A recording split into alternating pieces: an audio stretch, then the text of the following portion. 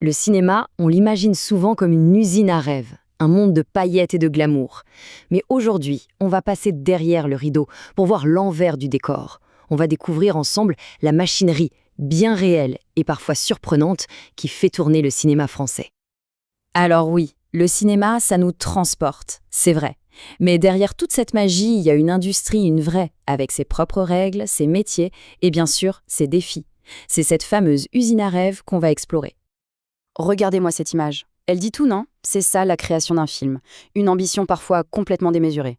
Pour avoir la lumière parfaite, l'ambiance idéale, ce sont des dizaines, parfois des centaines de techniciens qui s'activent dans l'ombre, souvent dans des conditions assez exigeantes. Et cette citation du monteur Christophe Pinel, eh bien, elle résume parfaitement l'idée. Un film, ce n'est jamais le travail d'une seule personne. C'est une aventure collective, hyper intense. Pour chaque projet, une équipe se crée, un peu comme une famille éphémère. Et tout le monde doit trouver une sorte d'harmonie pour que le film voie le jour. Mais alors, qu'est-ce qui rend le cinéma français si particulier? Eh bien, une grande partie de la réponse se trouve dans une structure, un système qu'on ne trouve quasiment nulle part ailleurs et qui soutient justement cette aventure collective. Au cœur de ce système français, il y a un mot qu'on entend souvent, l'intermittence du spectacle. C'est quoi, au juste? C'est un filet de sécurité vraiment unique qui est pensé pour la réalité de ce métier. Parce que le travail n'est pas continu. Entre deux tournages, entre deux contrats, ce régime permet aux professionnels d'avoir un revenu et donc de pouvoir rester dans le métier. 70%, c'est la part des professionnels de l'audiovisuel en France qui sont sous ce statut. 70%, ce n'est donc pas du tout une exception, c'est vraiment le pilier qui soutient toute l'industrie. C'est grâce à ça que les talents peuvent naviguer d'un projet à l'autre et ça garantit qu'on a toujours un vivier de compétences incroyables, que ce soit pour des grosses productions ou des petits films d'auteur.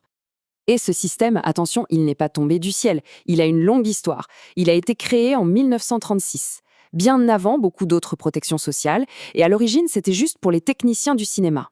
Au fil des ans, il a évolué, il a été intégré à l'assurance chômage, puis s'est étendu à d'autres métiers, comme les comédiens et les musiciens.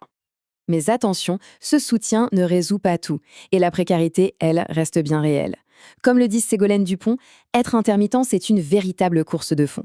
Il faut sans cesse enchaîner les contrats. Vivre avec l'incertitude, ça demande une sacrée persévérance. C'est vraiment la passion qui fait tenir ces gens et qui les pousse à revenir encore et encore sur les plateaux. Allez, maintenant qu'on a vu la structure, on va sur le terrain. On file sur un plateau de tournage pour voir comment tout ça s'anime. Voilà à quoi ça ressemble. C'est ça, la machinerie invisible du cinéma. Loin des caméras, c'est un véritable ballet d'électriciens, de machinistes, de techniciens.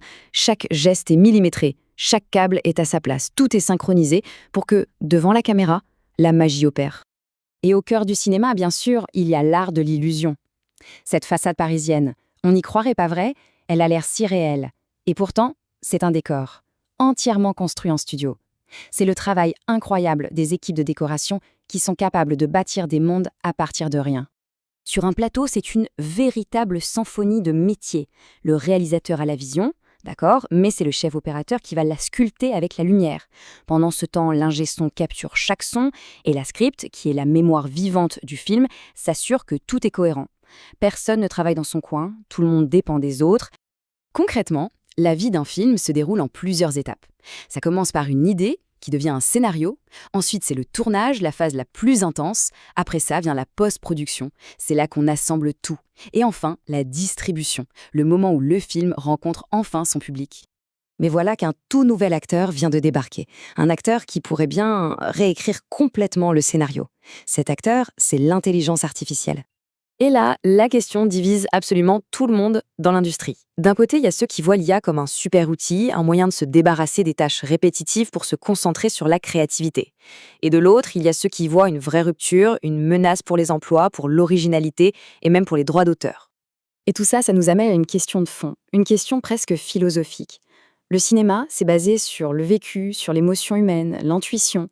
Est-ce qu'un algorithme, aussi puissant soit-il, peut vraiment capturer ça? Les inquiétudes sont bien réelles.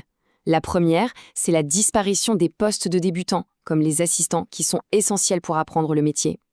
Ensuite, il y a le risque d'une créativité lissée, standardisée, où tout finirait par se ressembler. Et puis, il y a le casse-tête juridique. Comment on protège les artistes et leurs œuvres? C'est une vraie question. Alors, face à ce défi gigantesque, est-ce que le cinéma français reste les bras croisés? Absolument pas. Il commence à écrire la suite. Plutôt que de subir la vague, l'industrie essaie de prendre les devants. Des groupes de travail se mettent en place pour créer des chartes éthiques. L'idée, c'est de fixer des règles pour que l'IA reste un outil au service de l'humain, en mettant la transparence et la protection des emplois au premier plan. Mais il ne s'agit pas que de règles, il faut aussi penser aux compétences. Il faut intégrer l'IA dans les formations non pas pour remplacer les savoir-faire, mais pour les augmenter.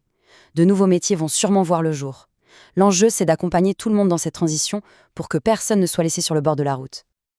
On arrive au générique de fin de cette analyse. La question reste entière. L'industrie du cinéma a toujours su absorber les nouvelles technologies, que ce soit le son, la couleur ou le numérique. Alors est-ce qu'elle saura, une fois de plus, transformer ce qui ressemble à une menace en une nouvelle chance de réinventer l'art de raconter des histoires? L'avenir nous le dira.